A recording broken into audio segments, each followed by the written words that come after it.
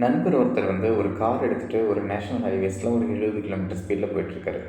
அப்படி போகும்போது எல்லா விதமான சாலைகளையும் கடந்து போகிறாரு. இயற்கை அழகெல்லாம் ரசிச்சுட்டு பார்த்துட்டு போயிட்டுருக்காரு. திடீர்னு ஒரு கார் அவரை தாண்டி வருது. ஒரு இளைஞர் அந்த காரை ஓட்டிகிட்டு வர்றாரு. நல்ல ஸ்பீடாக வர்றாரு. அவரை பார்த்த உடனே இவர் என்னடா இவ்வளோ ஸ்பீடாக வர்றாருன்னு அப்படி பார்க்குறதுக்குள்ள அவரை தாண்டி போயிடுறாரு.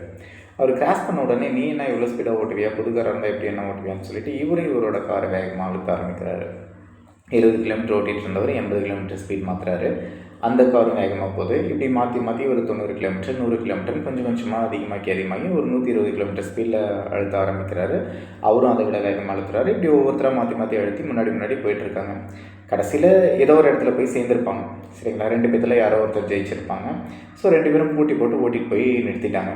ஸோ இப்படி போய் யாரோ ஒருத்தர் ஜெயிச்சிட்டாங்க.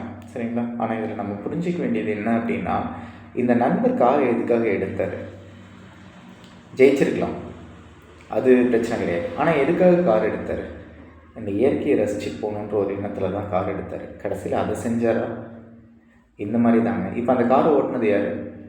நண்பரா இல்லை அந்த இளைஞரா? ஸோ அந்த இளைஞர் என்ன வேகத்தில் ஓட்டணும்னு ஓட்டிகிட்டு வந்தாரோ அந்த வேகத்தில் அவர் ஓட்டிகிட்ருக்காரு.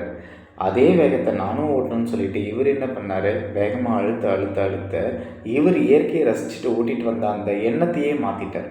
ஸோ அந்த எண்ணங்கள் மாற்றப்பட்டு விட்டது. ஸோ அப்படி மாறினதுனால இவர் என்னாச்சு, அந்த இயற்கையெல்லாம் ரசிக்கல, நேராக போய் டெஸ்டினேஷன் அந்த இடத்த சேர்ந்துட்டார். அந்த இடத்த சேர்ந்ததுக்கப்புறம் தான் யோசிக்கிறாரு, சரி நம்ம வர வழியில் இவ்வளவும் தவற விட்டுட்டோமே அப்படின்னு சொல்லிட்டு. இந்த மாதிரி தாங்க பல பேர் இருக்கும். ஸோ வாழ்க்கையில் அவங்கவுங்களுக்குன்னு ஒவ்வொரு வேகம் இருக்குது. ஸோ அவரோட வேகத்தில் அவர் போட்டோம், நம்மளோட வேகத்தில் நம்ம போவோம். ஸோ அந்த நண்பர் அவரோட வேகத்தில் போயிருந்தாருன்னா இயற்கை எல்லாத்தையுமே ரசிச்சுட்டு போயிருப்பார்.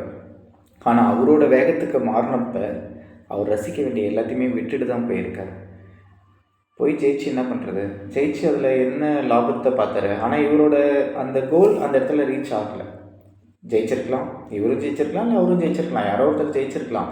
ஆனால் அந்த கோல் ரீச் ஆச்சான்னு கேட்டால் கண்டிப்பாக கிடையாது. ஆமாம் தானே? வெல்வது வாழ்க்கை இல்லை சார், வாழ்வது தான் வாழ்க்கை. வாழ்க்கையில் ஒவ்வொரு நிமிஷத்தையும் நம்ம எப்படி ரசித்து வாழ்ந்துட்டுருக்கோமோ அந்த ரசனையோடு வாழக்கூடிய வாழ்க்கை தான் வாழ்க்கை. அதுதான் சந்தோஷத்தை கொடுக்குமே தவிர ஒருத்தரோட போட்டி போட்டு அவங்கள மாதிரி நம்ம வரணும், இவங்கள மாதிரி நம்ம வரணும், இப்படி மாறி மாறி போட்டி போட்டு அதில் ஜெயிச்சு நின்று நம்ம திரும்பி பார்த்தோம் அப்படின்னா நம்ம வாழ்க்கையை தொலைச்சிட்டு நின்றுருப்போம். ஸோ ஜெயிக்கிறது வாழ்க்கை கிடையாது. அதுதான் வெல்வது வாழ்க்கை அல்ல, வாழ்வது தான் வாழ்க்கை. நன்றி.